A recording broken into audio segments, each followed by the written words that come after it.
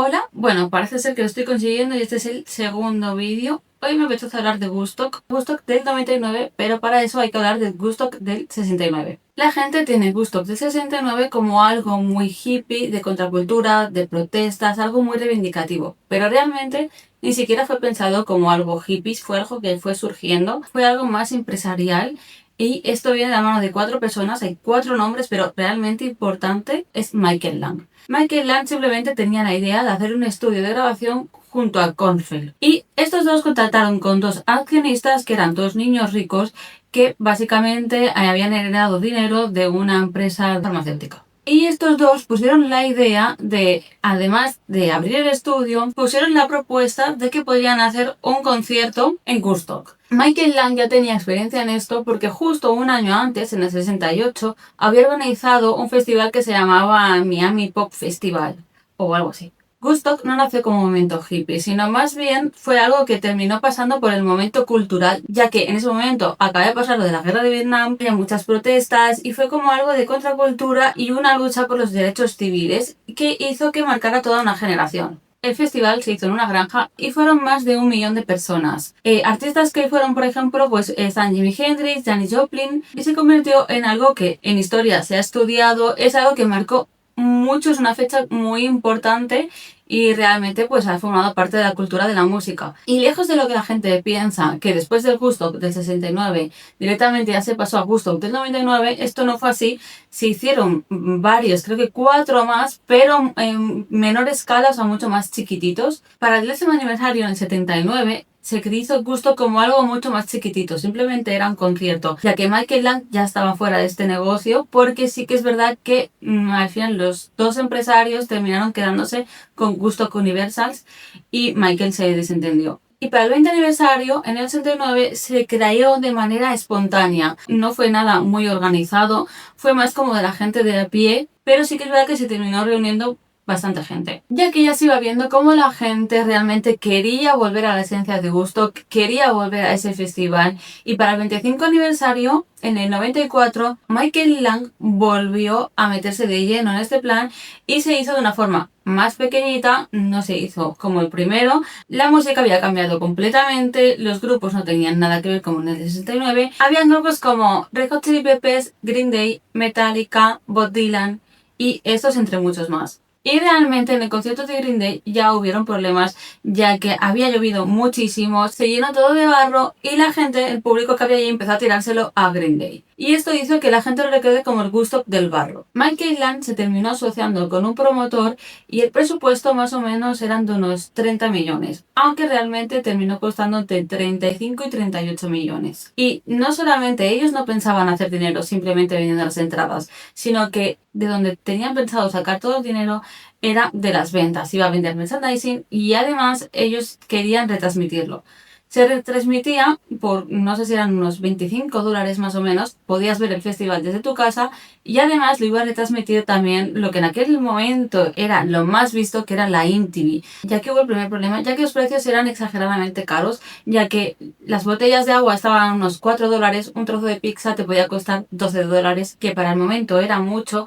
Y además estábamos hablando de que los festivales se reúnen muchísima gente en pleno verano, donde iba a hacer mucha calor y la gente va a necesitar beber, además de que si no les das de beber, no les das de comer a esos precios tan excesivos, la gente se va a enfadar. Con la calor pues puede haber desmayos, la gente necesita beber agua. Realmente sí que había fuentes de agua, pero eran pocas, eran muy escasas, se hacían colas muy largas, por lo tanto la gente se enfadaba al hacer las colas, habían desmayos y se llegó a decir que un trozo de pizza llegó a costar hasta $20. Incluso las botellas de agua también durante los días de festival, cada vez que había menos recursos, el agua se empezó a poner más cara. Además también de que el recinto no era lo que se esperaba, ya que Woodstock del 69 se hizo en una granja y esto se desarrolló en un sitio que era completamente plano, era asfalto literalmente. Era un ambiente mucho más hostil que el que fue el del 69. Y llegamos al viernes, el primer día del festival. Realmente eran 2 escenarios, estaba el escenario principal y luego estaba el escenario del oeste. En el escenario principal había actuaciones como James Brown, Offspring, Korn. De hecho, Korn era la cabeza principal.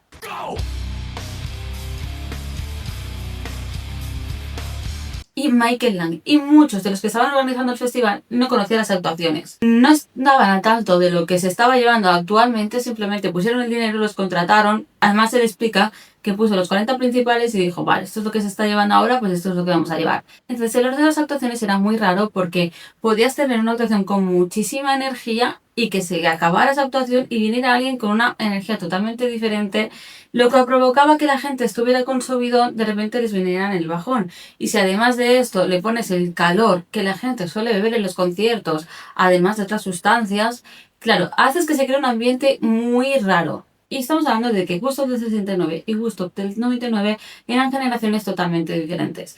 El 69 buscaba la paz, la contracultura, era algo más de protesta.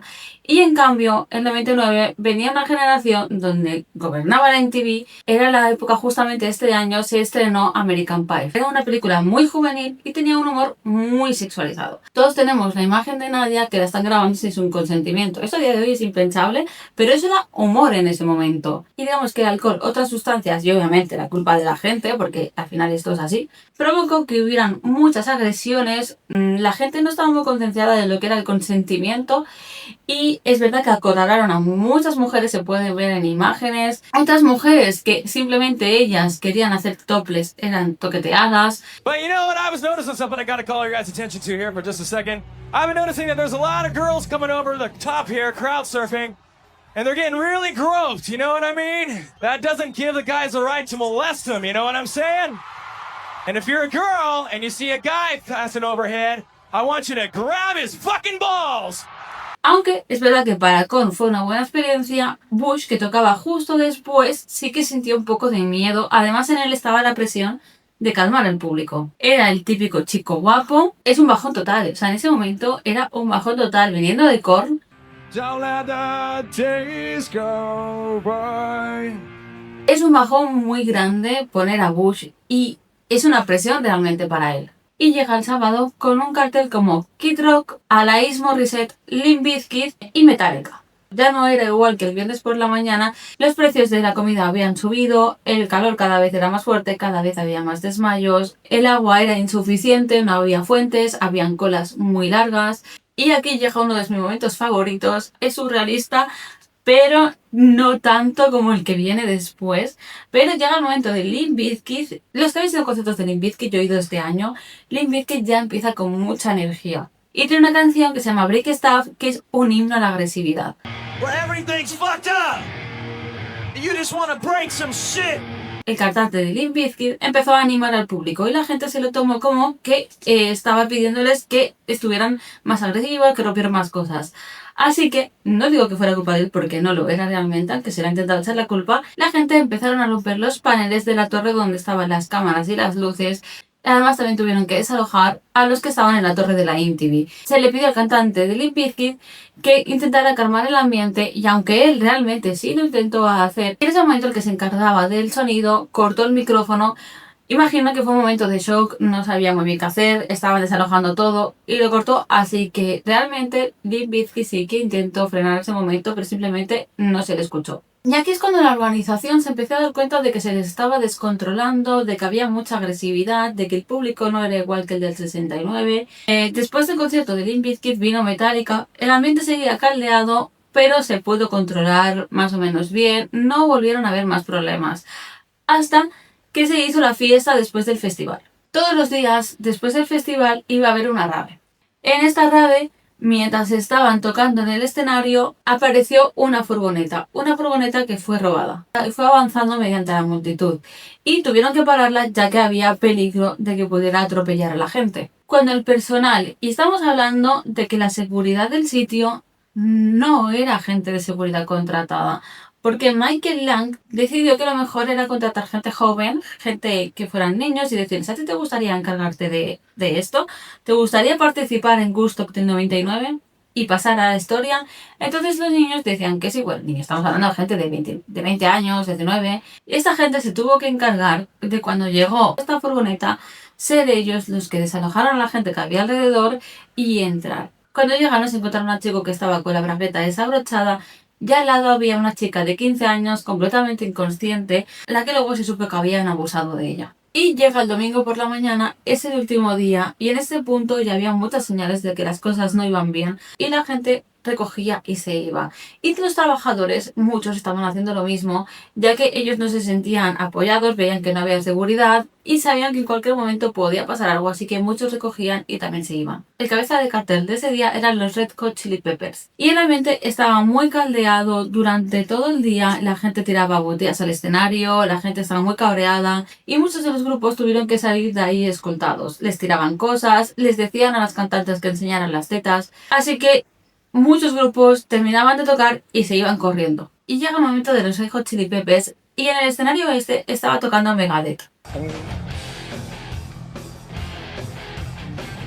Y aquí llega el segundo momento surrealista, ya que una organización en contra de la violencia estaba repartiendo velas para hacer una especie de vigilia en homenaje a las víctimas. Y para el momento en el que Red Hot Chili Peppers estaban tocando, fuera del recinto ya habían varias hogueras. Pero la organización decidió que no iban a parar el concierto. Empezaron a quemar furgonetas, camiones, remolques, quemaban todo lo que veían y además empezaron a saquear la bebida, la comida, el merchandising, incluso donde estaba el dinero. Y realmente los conflictivos no fueron tantos, pero sí que se lió bastante, terminó pareciendo una zona de guerra. 12 camiones fueron quemados, además de los saqueos, y también hubieron varias personas que fueron heridas. También hubo un muerto, un hombre de 44 años, esto es verdad que fue una causa natural, le dio un ataque al corazón y al final Woodstock del 99 terminó con miles de personas huyendo del recinto. Durante todos los días del festival se hicieron ruedas de prensa y durante todos los días se negaron los problemas que había habido.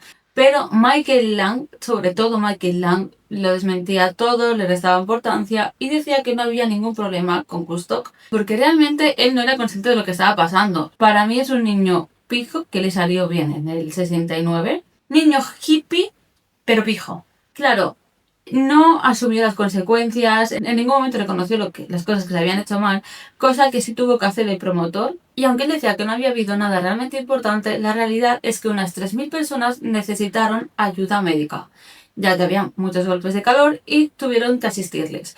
Además, hubo una muerte y luego también hubieron 4 agresiones sexuales que la policía tuvo que investigar. Bueno, déjame por aquí lo que piensas. La verdad es que me gusta mucho hacer este tipo de vídeos, o sea, creo que es lo que más disfruto. La música es lo que más me gusta mucho los festivales. Y me puedes escribir aquí, como me podéis escribir en Estela Hepburn, en Instagram. En todas mis redes sociales soy Estela Hepburn. O sea, yo no tengo pérdida. Ahí estoy, tú buscas Estela Hepburn y estoy yo. Y eso es todo por hoy. Si has llegado hasta aquí, pues dale like y nos vemos otro día. Adiós. ¡Yupi!